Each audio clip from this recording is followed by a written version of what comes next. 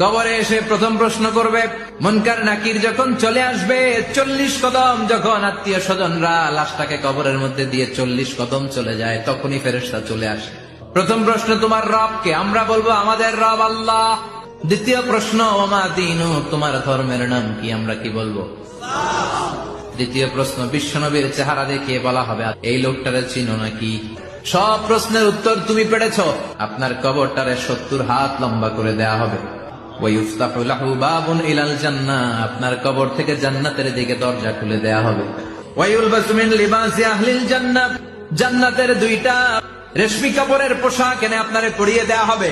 আর বলা হবে, নাম কানাও মিলা আরুস, ঘুমাও। বাসর রাতে যেমনি বর কনেকে নিয়ে মধুর ঘুম দেয়, তুমিও ঘুমাও, কেউ তোমার ঘুম ভাঙবে না। কিয়ামতের জন্য ইসরাফিলের সিংহায় যে ফুৎকার আছে, ওই ফুৎকার ছাড়া কোনো কিছুই তোমার ঘুম ভাঙাতে পারবে না।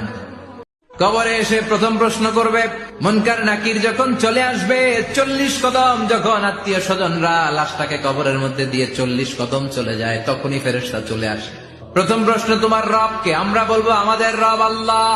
দ্বিতীয় প্রশ্ন, ওমা দীনু, তোমার ধর্মের নাম কি? আমরা কি বলবো? দ্বিতীয় প্রশ্ন, বিশ্বনবীর চেহারা দেখিয়ে বলা হবে, এই লোকটারে চিনো নাকি? সব প্রশ্নের উত্তর তুমি পেরেছ, আপনার কবরটারে 70 হাত লম্বা করে দেয়া হবে। ওয়ায়ুফতাহু লাহু বাবুন ইলাল জান্নাহ, আপনার কবর থেকে জান্নাতের দিকে দরজা খুলে দেয়া হবে। ওয়ায়ুলবাসু মিন লিবাসি আহলিল জান্নাহ, জান্নাতের 2টা রেশমি কাপড়ের পোশাক এনে আপনারে পরিয়ে দেয়া হবে। আর বলা হবে, নাম কানাও মিলা আরুস, ঘুমাও। বাসর রাতে যেমনি বর কনেকে নিয়ে মধুর ঘুম দেয়, তুমিও ঘুমাও, কেউ তোমার ঘুম ভাঙবে না। কিয়ামতের জন্য ইসরাফিলের সিংহায় যে ফুৎকার আছে, ওই ফুৎকার ছাড়া কোনো কিছুই তোমার ঘুম ভাঙাতে পারবে না। কবরে এসে প্রথম প্রশ্ন করবে, মুনকার নাকির যখন চলে আসবে 40 কদম, যখন আত্মীয় স্বজনরা লাশটাকে কবরের মধ্যে দিয়ে 40 কদম চলে যায়, তখনই ফেরেশতা চলে আসে। প্রথম প্রশ্ন, তোমার রব কে? আমরা বলবো আমাদের রব আল্লাহ। দ্বিতীয় প্রশ্ন, ওমা দীনু, তোমার ধর্মের নাম কি? আমরা কি বলবো?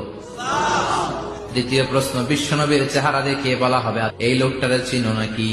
সব প্রশ্নের উত্তর তুমি পেরেছ, আপনার কবরটারে 70 হাত লম্বা করে দেয়া হবে। ওয়ায়ুফতাহু লাহু বাবুন ইলাল জান্নাহ, আপনার কবর থেকে জান্নাতের দিকে দরজা খুলে দেয়া হবে।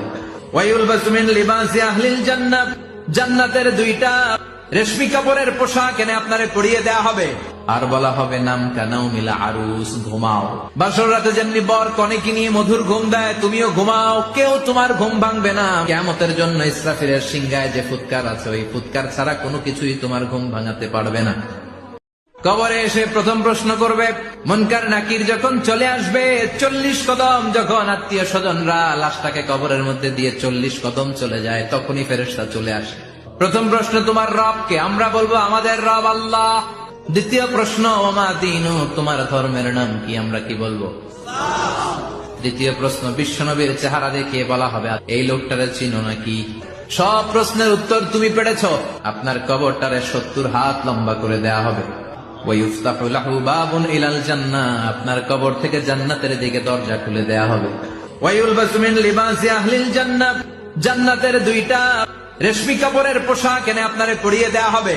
আর বলা হবে, নাম কানাও মিলা আরুস, ঘুমাও।